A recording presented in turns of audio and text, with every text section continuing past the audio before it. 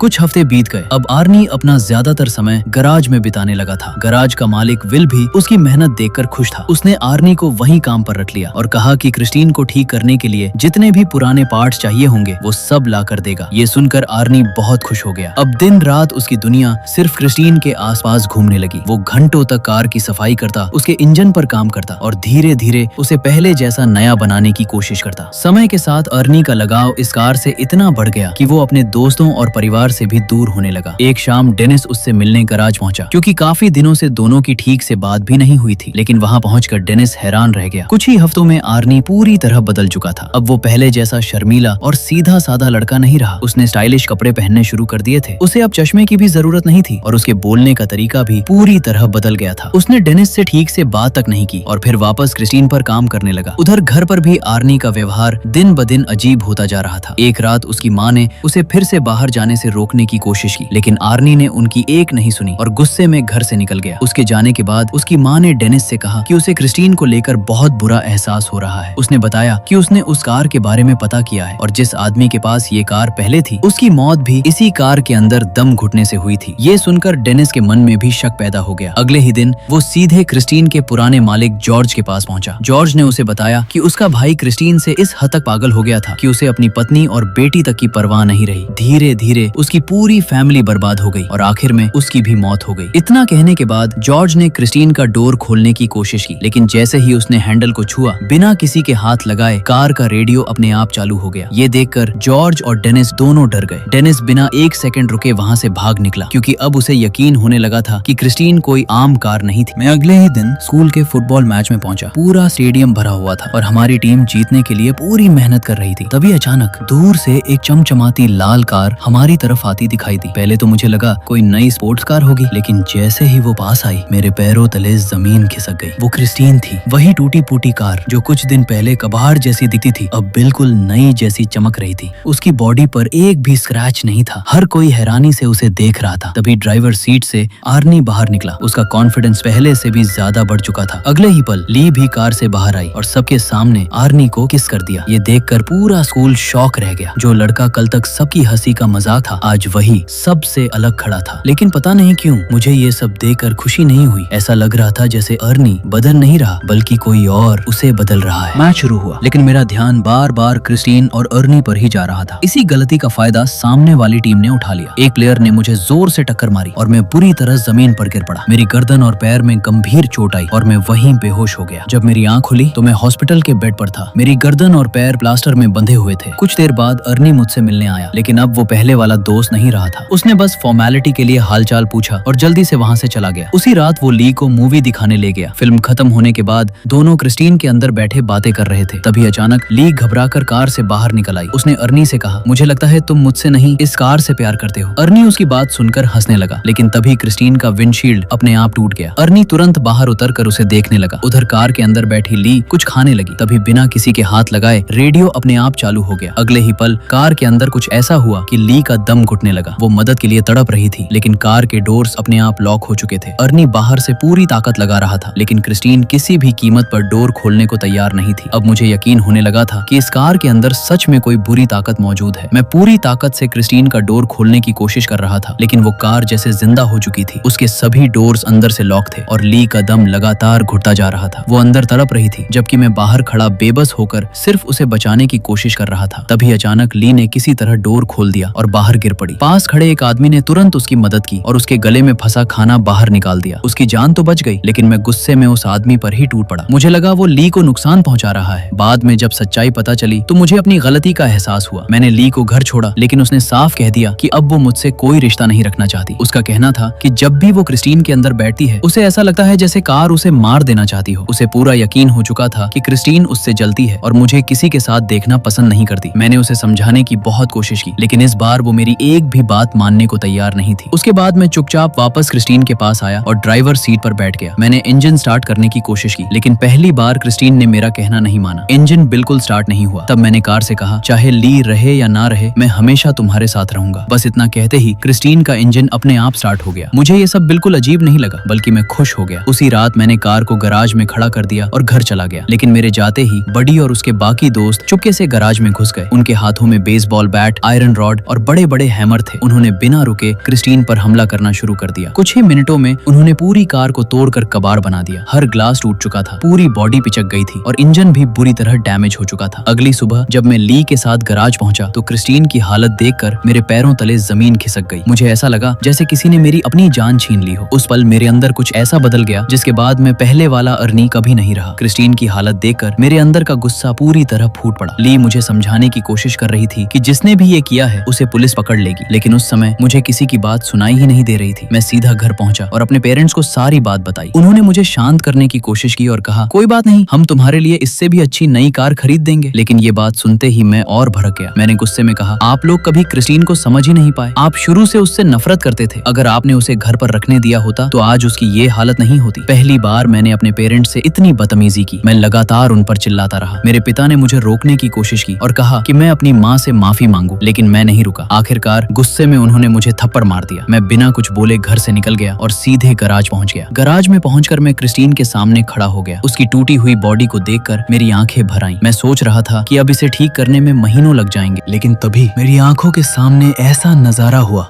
जिस पर यकीन करना नामुमकिन था। क्रिस्टीन की बॉडी अपने आप हिलने लगी। उसकी पिचकी हुई मेटल धीरे धीरे सीधी होने लगी। टूटे हुए ग्लास वापस जुड़ गए। मुड़ी हुई डोर्स अपनी जगह आ गई। इंजन अपने आप रिपेयर होने लगा। कुछ ही मिनटों में पूरी कार बिल्कुल नई जैसी बनकर मेरे सामने खड़ी थी, जैसे उसके साथ कभी कुछ हुआ ही नहीं था। मैं शॉक में था, लेकिन डरने की बजाय मैं खुश हो गया। अब मुझे पूरा यकीन हो चुका था कि क्रिस्टीन कोई साधारण कार नहीं है। उसी रात आधी रात के समय बड़ी के गैंग का एक लड़का मूची सड़क पर ट्रक लूट रहा था। तभी उसे दूर से एक कार की हेडलाइट्स दिखाई दी। जैसे जैसे कार पास आई उसके चेहरे का रंग उड़ गया। वो क्रिस्टीन थी, बिल्कुल नई, बिल्कुल सही सलामत। मूची समझ गया कि अब उसकी मौत उसके सामने खड़ी है। वो हाथ जोड़कर माफी मांगने लगा, लेकिन इस बार क्रिस्टीन किसी की बात सुनने वाली नहीं थी। मूची डर के मारे लगातार मुझसे माफी मांग रहा था। उसे पूरा यकीन था कि मैं क्रिस्टीन चलाकर उससे बदला लेने आया हूँ, लेकिन असलियत इससे भी ज्यादा डरावनी थी, क्योंकि उस कार के अंदर कोई ड्राइवर ही नहीं था। अगले ही पल क्रिस्टीन पूरी रफ्तार से उसकी तरफ दौड़ी। मूची अपनी जान बचाने के लिए भागा और एक संकरी गली में जाकर छिप गया। उसे लगा इतनी छोटी गली में कार नहीं आ पाएगी, लेकिन क्रिस्टीन जैसे किसी इंसान की तरह सोच रही थी। वो पीछे मुड़ी, दूसरा रास्ता लिया और फिर से उसके सामने आ गई। मूची अब पूरी तरह घबरा चुका था। वो भागते भागते एक पुराने वेयरहाउस के अंदर घुस गया। उसे लगा अब वो बच जाएगा, लेकिन अगले ही सेकंड क्रिस्टीन ने पूरी दीवार तोड़ते हुए वेयरहाउस के अंदर एंट्री कर ली। उसके हेडलाइट्स अंधेरे में ऐसे चमक रहे थे जैसे कोई शैतान अपने शिकार को ढूंढ रहा हो। मूची ने डर के मारे नाइफ निकाल लिया, लेकिन उसका उस कार पर कोई असर नहीं हुआ। क्रिस्टीन ने बिना रुके उसे जोरदार टक्कर मारी और कुछ ही सेकंड में उसका काम तमाम कर दिया। अगली सुबह मैं डेनिस से मिलने हॉस्पिटल गया और उसे बताया कि मूची मर चुका है। डेनिस को मेरी बात पर यकीन नहीं हुआ। वो बार बार यही सोच रहा था कि जिस कार को उसने अपनी आंखों से टूटते हुए देखा था, वो एक ही रात में फिर से बिल्कुल नई कैसे बन गई। उसके मन में क्रिस्टीन को लेकर शक और भी गहरा हो गया। तभी डिटेक्टिव जेनकिंस भी इस केस की इन्वेस्टिगेशन शुरू कर चुका था। उसे पता था कि बडी के गैंग ने क्रिस्टीन को तोड़ा था और अब उसी गैंग के लोग एक एक करके मर रहे थे। दूसरी तरफ मैंने ली से दोबारा बात करने की कोशिश की, लेकिन उसने मुझसे मिलने से साफ मना कर दिया। इससे मैं अंदर ही अंदर और गुस्से में भर गया। उसी रात बडी अपने दोस्त डॉन के साथ शराब पीकर कार चला रहा था। तभी उन्हें पीछे से एक कार लगातार फॉलो करती हुई दिखाई दी। पहले उन्हें लगा कोई मजाक कर रहा है, लेकिन जैसे ही उन्होंने हेडलाइट्स के बीच उस लाल कार की झलक देखी, उनके चेहरे का रंग उड़ गया। वो क्रिस्टीन थी और इस बार उसका अगला शिकार खुद बडी बनने वाला था। बडी ने गुस्से में अपनी कार रोक दी। उसे पूरा यकीन था कि क्रिस्टीन के अंदर मैं बैठा हूँ। वो नीचे उतरा, हाथ में लोहे की रॉड उठाई और जोर से चिल्लाया, बाहर निकल आर्नी, आज तेरा भी वही हाल करूंगा जो तेरी कार का किया था। लेकिन अगले ही पल क्रिस्टीन बिना रुके पूरी स्पीड से उसकी कार में घुस गई। पहली टक्कर इतनी जबरदस्त थी कि बडी की कार बुरी तरह डैमेज हो गई। इससे पहले कि वो कुछ समझ पाता, क्रिस्टीन ने दूसरी बार और भी जोर से टक्कर मारी। इस बार उसकी कार सीधे पास के गैस स्टेशन के वर्कशॉप में जा घुसी। टक्कर लगते ही कार से पेट्रोल बहने लगा। कुछ ही सेकंड बाद एक चिंगारी उठी और पूरे गैराज में भयानक एक्सप्लोजन हो गया। आग की लपटें चारों तरफ फैल गईं। वहीं काम कर रहा रिची भी आग की चपेट में आ गया और जिंदा जलकर मर गया। बडी किसी तरह बाहर भागा, लेकिन उसकी किस्मत अब खत्म हो चुकी थी। क्रिस्टीन खुद भी आग में जल रही थी, फिर भी वो बिना रुके उसका पीछा करती रही। आखिरकार उसने बडी को भी कुचल दिया। कुछ ही मिनटों में बडी और उसके गैंग का सबसे खतरनाक मेंबर हमेशा के लिए खत्म हो चुका था। उसी रात गराज का मालिक विल बाहर कुछ आवाज सुनकर जाग गया। उसने देखा कि क्रिस्टीन वापस गराज में आ चुकी है। पूरी कार आग और धुएं से घिरी हुई थी, लेकिन फिर भी अपने आप चलकर अंदर आई थी। विल को पता था कि मैं उस समय गराज में नहीं था, इसलिए उसे शक हुआ कि कार के अंदर कौन है। उसने गन उठाई और धीरे धीरे क्रिस्टीन के पास पहुंचा। जैसे ही उसने डोर खोलने की कोशिश की, उसे महसूस हुआ कि कार की बॉडी आग की तरह गर्म थी। उसने कपड़े की मदद से किसी तरह डोर खोला, लेकिन अंदर कोई नहीं था। ड्राइवर सीट पूरी तरह खाली थी। विल कुछ समझ नहीं पाया और खुद कार के अंदर बैठकर देखने लगा। बस यही उसकी सबसे बड़ी गलती थी। अगले ही पल क्रिस्टीन के डोर्स अपने आप लॉक हो गए। विल घबराकर बाहर निकलने की कोशिश करने लगा। क्रिस्टीन ने पूरी ताकत से उसका सिर डैशबोर्ड पर पटकना शुरू कर दिया। 1, 2, 3 बार और कुछ कुछ ही सेकंड में उसकी वहीं मौत हो गई। अगली सुबह जब मैं गैराज पहुंचा तो पुलिस पहले से वहां मौजूद थी। डिटेक्टिव जेनकिंस ने मुझे बताया कि विल की लाश क्रिस्टीन के अंदर मिली है। मैंने बाहर से खुद को अनजान दिखाया, लेकिन अंदर ही अंदर मैं समझ चुका था कि अब क्रिस्टीन सिर्फ बदला नहीं ले रही, बल्कि जो भी उसके रास्ते में आएगा उसे जिंदा नहीं छोड़ेगी।